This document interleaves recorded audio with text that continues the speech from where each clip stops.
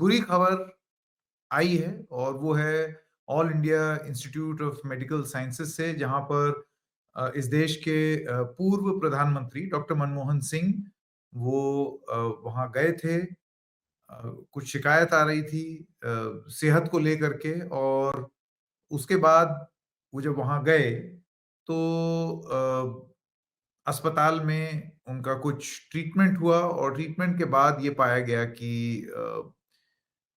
उनकी सेहत बिगड़ती चली गई। शाम करीब पिछले 2-1 घंटे से वो वहां पर भर्ती हुए all India Institute of Medical Sciences में, और अभी अस्पताल की तरफ से एक हेल्थ बुलेटिन जारी हुई है। मैं चाहूंगा हमारा पीसीआर वो हेल्थ बुलेटिन स्क्रीन पर दिखा दे। हेल्थ बुलेटिन क्या कहती है वो आपको अभी बता दें। With profound grief we inform the demise of former Prime Minister of India, Dr. Manmohan Singh, aged 92। बहुत दुख के साथ ये सूचित करना पड़ रहा है कि देश के पूर्व प्रधानमंत्री डॉक्टर मनमोहन सिंह, जिनकी उम्र 92 साल है, उनकी उनका निधन हो गया है। He was being treated for age related medical conditions. उम्र से जुड़ी हुई तकलीफ के चलते उनका इलाज चल रहा था, and had sudden loss of consciousness at home on 26 December 2024। उनको एकदम से होश नहीं आया और एकदम से होश खो बैठे वो 26 दिसंबर 2024 को। Resuscitative measures were started immediately at home.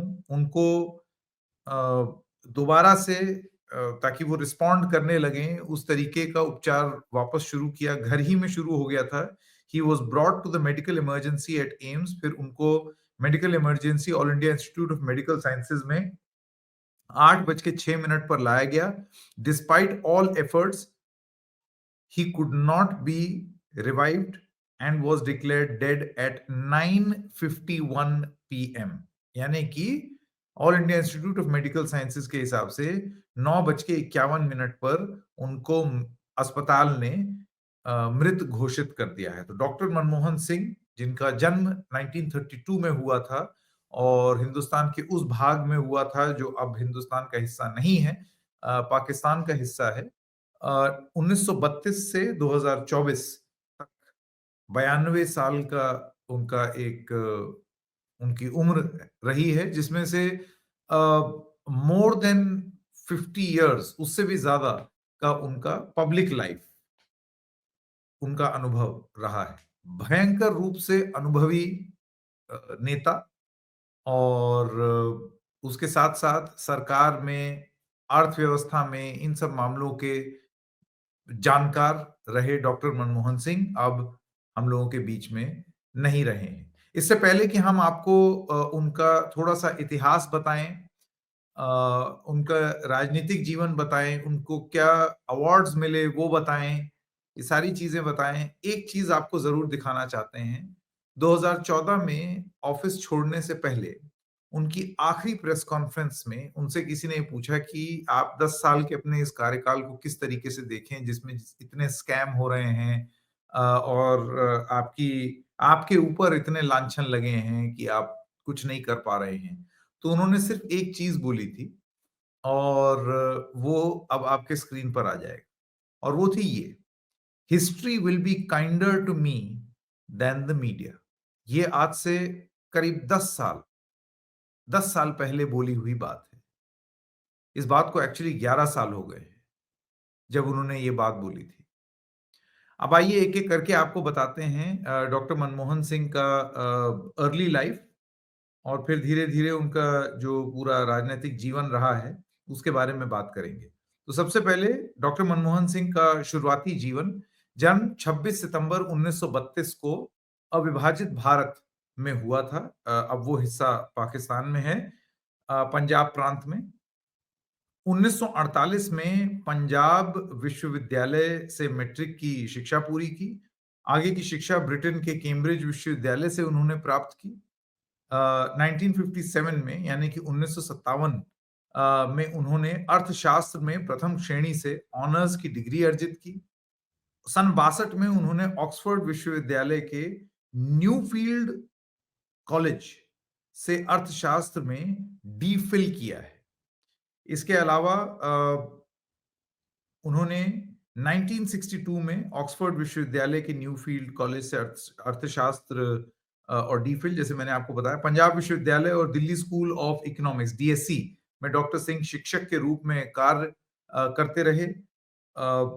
UNCTAD सचिवालय के लिए भी उन्होंने कार्य किया।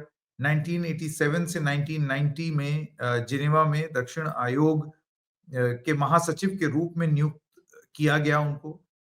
सन 71 में यानी कि 1971 में डॉक्टर सिंह वाणिज्य मंत्रालय में आर्थिक सलाहकार के रूप में शामिल हुए। सन 72 में उनकी नियुक्ति वित्त मंत्रालय में मुख्य आर्थिक सलाहकार के रूप में हुई, यानी कि चीफ इकोनॉमिक एडवाइजर के रूप में हुई। डॉक्टर सिंह ने वित्त मंत्रालय में वहां के सचिव यानी कि सेक्रेटरी, योजना आयोग के उपाध्यक्ष, भारतीय रिजर्व बैंक के अध्यक्ष, प्रधानमंत्री के सलाहकार, विश्वविद्यालय अनुदान आयोग यानी कि यूनिवर्सिटी ग्रांट्स कमीशन यूजीसी के अध्यक्ष, इन सब के रूप में उन्होंने कार्य किया है। अब आइए आपको बताते हैं उनके राजनीतिक जीवन के बारे में। उनकी जो राजनीतिक यात्रा है वो कैसी रही। 91 से 96 तक, ये तो आपको जो मैंने बताया ये उनका एडमिनिस्ट्रेटिव लाइफ थी, लेकिन पॉलिटिकल लाइफ किस तरीके से थी उसके बारे में आपको बताते हैं, अभी स्क्रीन पर आ जाएगा। 1991 से 1996 तक वो भारत के वित्त मंत्री के रूप में वो कार्य कर रहे थे, यानी कि वो फाइनेंस मिनिस्टर थे। अगर आपको याद हो, ये वही काल है, स्वतंत्र भारत के आर्थिक इतिहास में एक निर्णायक समय था ये, क्योंकि इसमें इकोनॉमिक लिबरलाइजेशन हुआ था। इकोनॉमिक लिबरलाइजेशन का मतलब ये हुआ कि इस देश में पहले जिस तरीके की आर्थिक नीतियां थीं वो बदली, आर्थिक सुधार हुए, और उसके लिए व्यापक नीति के निर्धारण में उनकी एक बहुत अहम भूमिका रही थी उस समय की पीवी नरसिम्हा राव सरकार में, क्योंकि वो उस समय के वित्त मंत्री थे, यानी कि फाइनेंस मिनिस्टर। 1991 से भारतीय संसद के उच्च सदन यानी कि राज्यसभा के वो सदस्य रहे हैं, राज्यसभा के। 1998 से 2004 के बीच में वो नेता विपक्ष थे, राज्यसभा में ही लीडर ऑफ ऑपोजिशन जिसे कहा जाता है, वो राज्यसभा में थे।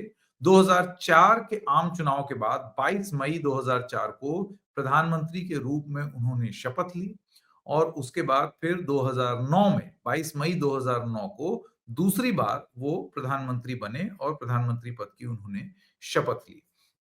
अब आइए आपको ये भी बता देते हैं कि उनको सम्मान क्या-क्या मिले हैं। भारत का दूसरा सर्वोच्च नागरिक सम्मान पद्म विभूषण 1987 में मिला। भारतीय विज्ञान कांग्रेस का जवाहरलाल नेहरू जन्म शताब्दी पुरस्कार सन 95 में उनको मिला। वर्ष के वित्त मंत्री के लिए एशिया मनी अवार्ड 1993 और 1994 से वो नवाजे गए। वर्ष के वित्त मंत्री के लिए यूरो मनी अवार्ड 1993 में उनको मिला। कैम्ब्रिज विश्वविद्यालय 1956 का एडम स्मिथ पुरस्कार उनको मिला। कैम्ब्रिज के सेंट जॉन्स कॉलेज में विशिष्ट प्रदर्शन के लिए राइट पुरस्कार सन 1955 में उनको मिला है। डॉक्टर सिंह को जापानी निहोन किजाई शिम्बुन एवं अन्य संघों द्वारा सम्मानित भी किया जा चुका है। इनको कैम्ब्रिज और ऑक्सफोर्ड तथा अन्य कई विश्वविद्यालयों द्वारा मानद उपाधियां प्रदान की गई हैं। 1993 में साइप्रस के राष्ट्रमंडल प्रमुखों की बैठक में और वियना में मानवाधिकार पर हुए विश्व सम्मेलन में भारतीय प्रतिनिधि मंडल का नेतृत्व भी डॉक्टर मनमोहन सिंह ने किया है। ये तो हो गया इनका राजनीतिक इतिहास, सम्मान जो मिला है। इसके अलावा शुरुआती जीवन डॉक्टर मनमोहन सिंह का जो रहा। अब आपको ये बता दें कि इस सब के बीच में डॉक्टर मनमोहन सिंह का एक बहुत ही निर्णायक कालखंड रहा है जब वो इस देश के प्रधानमंत्री रहे हैं, क्योंकि इस बीच, और क्योंकि ये ताजा पब्लिक मेमोरी है और हम लोग बतौर रिपोर्टर ये कालखंड देखा हुआ है, कवर किया हुआ है, तो उस बीच तमाम उपलब्धियों और चुनौतियों और आरोपों के बीच में से डॉक्टर मनमोहन सिंह की यात्रा गई। अब आपको सबसे पहले तो ये बताते हैं कि डॉक्टर मनमोहन सिंह ने उनकी सबसे बड़ी उपलब्धियों में से क्या रहा है। तो आपको ये बताया जाए कि इकोनॉमिक रिफॉर्म्स जिसके बारे में हमने अभी यहाँ पर बात की, तो अर्थव्यवस्था को बदलना और अ, आर्थिक नीतियों में बदलाव 1991 में उसके जो चीफ आर्किटेक्ट थे वो डॉक्टर मनमोहन सिंह थे, जिसको लिबरलाइजेशन ऑफ द इकोनॉमी कहा जाता है, जिसमें दुनिया भर के लिए भारत की अर्थव्यवस्था के दरवाजे खोल देना, ये काम डॉक्टर मनमोहन सिंह के नेतृत्व में हुआ था। इसके अलावा वो 2004 से 2014 तक भारत के प्रधानमंत्री थे, जिसमें एक उपलब्धि जो गिनाई जा सकती है और गिनाई जाती है, वो है सस्टेन्ड इकोनॉमिक ग्रोथ। लगातार बहुत ही हाई इकोनॉमिक ग्रोथ के नंबर्स, लगातार भारत की अर्थव्यवस्था के बहुत ही स्ट्रॉन्ग नंबर्स इस बीच आए, जबकि मंदी का भी एक दौर था और 2009 में जब आर्थिक मंदी आई, तो उस समय ये कहा जाने लगा कि भारत के फंडामेंटल स्ट्रांग हैं, जिसकी वजह से हम इससे पार पा जाएंगे। और इसको हमेशा चाहे कांग्रेस पार्टी हो या डॉक्टर मनमोहन सिंह खुद हो, अपने सरकार की बहुत बड़ी उपलब्धि गिनाते हैं। मैं सिर्फ उनके बतौर प्रधानमंत्री कालखंड में जो पॉजिटिव्स हैं पहले उसके बारे में बता रहा हूँ, उसके बाद फिर उस समय जो चर्चा में आया था, जो बवाल मचा था, उन सब चीजों के बारे में भी बात करेंगे। उसके बाद आपको ये भी बता दें कि 2004 से जो 2 बहुत ही निर्णायक 3 एक्चुअली बहुत महत्वपूर्ण चीजें जो हुई, एक वो थी MNREGA, Mahatma Gandhi national rural employment guarantee act, यानी कि रोजगार मिलने की गारंटी। ये डॉक्टर मनमोहन सिंह के प्रथम शासनकाल में ही हो गया था। इसकी शुरुआत, इसकी नींव रख दी गई थी, तमाम आलोचना के बीच कि इतना पैसा कहाँ से आएगा, इसकी आपूर्ति कैसे होगी, इन सब चीजों के बीच भी ये हो गया। आइए अब मैं आपको ये बता देता हूं कि दूसरी चीज क्या है। तो पॉइंट नंबर 2, इससे पहले कि हम आगे बढ़ें, आप ये देखें जरा स्क्रीन पर जो आप देख रहे हैं, पहले बजट को संसद में पेश करते हुए डॉक्टर मनमोहन सिंह ने क्या बोला था, इसको जरा फुल फ्रेम कर दीजिए ताकि दर्शकों को ये देखने में आसानी हो कि डॉक्टर मनमोहन सिंह ने अपनी जो पहली स्पीच दी थी बतौर फाइनेंस मिनिस्टर 1991 में, तो उन्होंने क्या बोला था। वो कहते हैं, दुनिया की कोई भी ताकत उस विचार को नहीं रोक सकती जिसका समय आ गया है। मैं इस सम्मानित सदन को सुझाव देता हूं कि दुनिया में एक प्रमुख आर्थिक शक्ति के रूप में भारत का उदय एक ऐसा ही विचार है, अनकोट। तो ये 1991 में दी हुई स्पीच का और बहुत महत्वपूर्ण हिस्सा है, जो हम यहाँ पढ़ रहे हैं। अभी थोड़ी देर पहले आपको इसके बारे में बताया भी था कि इकोनॉमिक लिबरलाइजेशन उनका एक बहुत बड़ा, जिसे कहा जाता है feather in the cap of doctor Manmohan Singh. तो आते हैं अब सोशल वेलफेयर की बात करते हैं। तो सोशल वेलफेयर में जो सबसे पहला कदम था जो मनमोहन सिंह यूपीए 1 ने उठाया था, वो था मनरेगा, यानी कि रोजगार की गारंटी।